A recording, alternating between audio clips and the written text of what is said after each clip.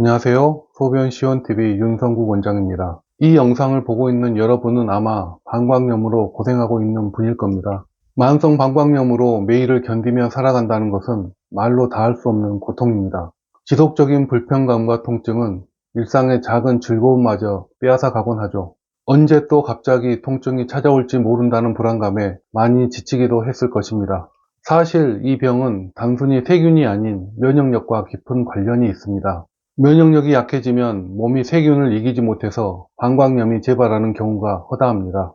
그래서 면역력을 챙기지 않으면 방광염은 계속해서 재발하게 됩니다. 그런데 문제는 면역력을 형성하기 위해서는 몸 안에 있는 여러 장기들이 합심을 해야 한다는 점입니다. 즉, 한의학에서는 3초라고 해서 몸 안에 있는 장기들을 상중하로 나누고 이 상중하에 있는 여러 장기들이 서로 유기적으로 소통해야 면역력이 형성된다고 보는데요. 그래서 만약 여러 장기들 중에서 어느 한 곳이라도 문제가 생긴다면 방광까지 기운이 내려가지 못하고 중간에 새어버리게 됩니다. 그러면 방광의 기화작용이 약해지게 되면서 방광 면역력도 떨어지게 됩니다. 따라서 면역력을 강화하려면 우선 어느 부분에 문제가 생겨서 면역력이 약해진 건지부터 잘 알아봐야 합니다. 이런 부분을 잘 모르고 무조건 크랜베리가 좋다더라, 비타민C가 도움이 된다더라, 유산균 먹으면 괜찮다더라 하는 식으로 단편적으로 접근해서는 면역력이 새는 부분을 찾아낼 수가 없기 때문에 약해진 면역력을 절대 강화할 수도 없습니다. 그래서 이번 영상에서는 면역력이 약해지는 대표적인 3가지 경우에 대해서 알아보고 그럴 때 도움이 되는 약 차이는 어떤 것들이 있는지에 대해서도 간단하게 살펴보도록 하겠습니다. 앞으로 설명할 내용을 잘 들어보시고 여러분은 어느 유형에 속하는지 잘 판단해 보시길 바랍니다.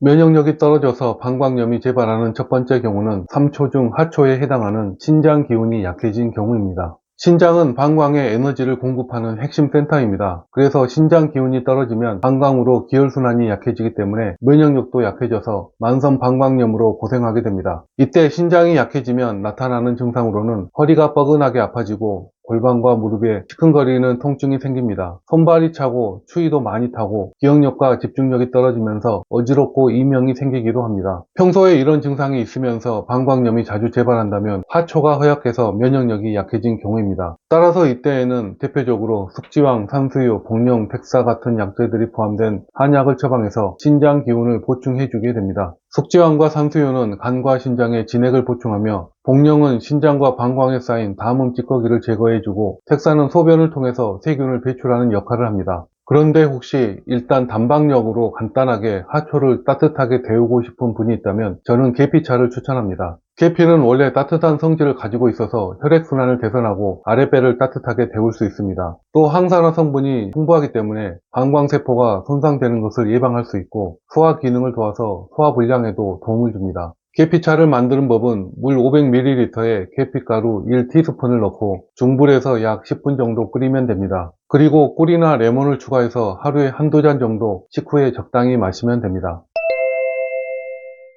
면역력이 떨어져서 방광염이 재발하는 두 번째 경우는 3초 중 중초에 해당하는 비장 기운이 약해진 경우입니다. 비장은 우리 몸에서 중추적인 역할을 합니다. 즉, 비장은 혈액순환을 관리하며 음식물을 소화 흡수시키는 작용도 합니다. 그래서 비장 기운이 약해지면 방광으로 혈액순환이 잘 안되므로 면역력이 약해지게 됩니다. 특히 만성 방광염을 앓고 있는 여성분들을 보면 대부분 비장 기운이 약해져 있는데요. 이는 원래 허약해서 비장 기운이 약한 경우도 있겠지만 항생제를 반복해서 오래 먹다 보니 장내에 살고 있는 유익균들이 다 사멸하고 그 결과 장이 차가워진 경우가 매우 많습니다. 비장 기운이 약해지면 나타나는 증상으로는 소화가 잘 안되고 음식을 먹어도 맛을 잘 모르고 입맛이 떨어집니다. 또 복통 설사가 잦고 추위에 민감하며 얼굴은 창백하고 정신적으로 무기력하며 만성 피로에 시달리게 됩니다. 평소에 이런 증상이 있으면서 방광염이 자주 재발한다면 중초가 허약해서 면역력이 약해진 경우입니다. 따라서 이때에는 대표적으로 인삼, 백출, 건강, 감초 같은 한약재가 포함된 한약을 처방해서 비장 기운을 보충해주게 됩니다. 인삼은 원기를 북돋는 대표적인 약재로서 피로회복과 활력 증진에 많은 도움을 줄 뿐만 아니라 혈액순환을 개선하기 때문에 비장이 약하고 손발이 찬 사람에게 좋습니다. 백출은 비위에 맺힌 습기를 제거해서 비위를 튼튼하게 하므로 소화 기능을 개선하고 식욕을 회복시킵니다. 생강과 감초 또한 소화 기능을 강화하고 면역력을 증진시키며 염증 완화에 효능이 있기 때문에 비장 기운이 약해서 생긴 방광염에 도움을 주게 됩니다. 그런데 혹시 일단 단방역으로 간단하게 중초를 따뜻하게 데우고 싶은 분이 있다면 저는 인삼차를 추천합니다. 인삼차를 만드는 법은 물 500ml에 말린 인삼 2-3g 정도를 넣고 약불에서 20분 정도 달이면 됩니다. 혹시 인삼의 약간 쌉싸름한 맛이 부담된다면 여기에 꿀이나 대추를 넣어서 먹어도 무방합니다. 인삼차는 하루에 한 잔 정도가 적당하며 아침이나 점심 식사 후에 마시는 것이 좋습니다. 면역력이 떨어져서 방광염이 재발하는 세 번째 경우는 3초 중 상초에 해당하는 폐기운이 약해진 경우입니다. 한의학에서 바라보는 폐는 호흡작용은 물론이고 피부를 관리하는 역할까지도 포함합니다. 그래서 폐가 튼튼하면 피부도 단단하지만 폐 기운이 약해지면 느슨해진 피부를 뚫고 외부에서 병용균들이 침투하게 됩니다. 그리고 폐가 위에서 기운을 잘 눌러줘야 하단전으로 기운이 잘 내려가서 방광의 기하작용이 일어나게 되는데 폐기운이 허약해지면 신장과 방광의 기운이 덩달아 약해지기 때문에 면역력이 떨어지면서 만성 방광염이 재발하게 됩니다. 폐기운이 약해지면 나타나는 증상으로는 일단 호흡기와 관련해서 기침, 가래, 비염, 잦은 감기 등이 발생하고 피부가 건조해지면서 윤기가 없어집니다. 또 체력이 떨어지고 피로감에 시달리게 됩니다. 그리고 식은땀을 자주 흘리게 됩니다. 평소에 이런 증상이 있으면서 방광염이 자주 재발한다면 상초가 허약해서 면역력이 약해진 경우입니다. 따라서 이때에는 대표적으로 환기, 맹문동, 오미자 같은 약재가 포함된 한약을 처방해서 폐기운을 보충해야 합니다. 환기는 폐기운을 보충해주는 대표적인 약재로서 혈액순환을 개선하고 피부에 기운을 공급해서 헛땀이 빠져나가는 것을 막습니다. 맹문동은 폐에 진액을 공급해서 폐가 촉촉해지도록 만들어주기 때문에 몸속에 쌓인 열을 식히며 염증을 완화할 뿐만 아니라 위장 점막을 보호하는 기능이 있기 때문에 소화기가 약한 사람에게 많은 도움을 주게 됩니다.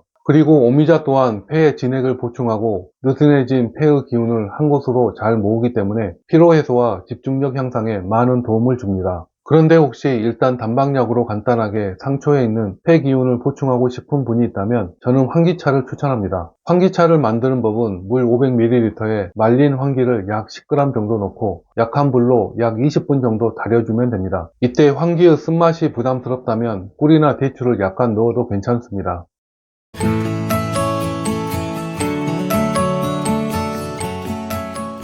자, 이렇게 해서 어느 부분에서 면역력이 약해져서 결국 만성 방광염을 일으키게 되는지에 대해서 대략적으로 살펴봤는데요. 여러분은 이 중 어디에 속하는 것 같나요? 아마 하초의 신장 기운이 약한 분들이 가장 많을 것이고 중초의 비장 기운이 약한 분들도 상당히 많을 겁니다. 그리고 폐 기운이 약한 분들도 간혹 있기는 있을 겁니다. 앞서 설명한 증상들에 대해서 나는 어디에 속하는지 잘 생각해 보시고요. 앞에 A씨를 든 약차들은 대표적인 보약들이니까요. 자신에게 맞다고 생각하면 한 번씩 달여서 드셔보시는 것도 좋다고 생각합니다. 그리고 혹시 지금까지 이 영상을 보시고 좀 더 정확하게 나한테 딱 맞는 맞춤 한약을 처방받아서 치료를 받아보고 싶은 분이 있다면 아래에 링크를 남겨 놓을 테니까요. 그쪽으로 들어와서 한번 쭉 둘러보시고 결정하시면 되겠습니다. 만성 방광염을 치료하려면 저는 최소 이 정도는 구분해서 치료를 해야 한다고 생각합니다. 그리고 이렇게 면역력을 증진시키는 관점에서 바라봐야 자꾸 재발하는 방광염에서 벗어날 수 있습니다.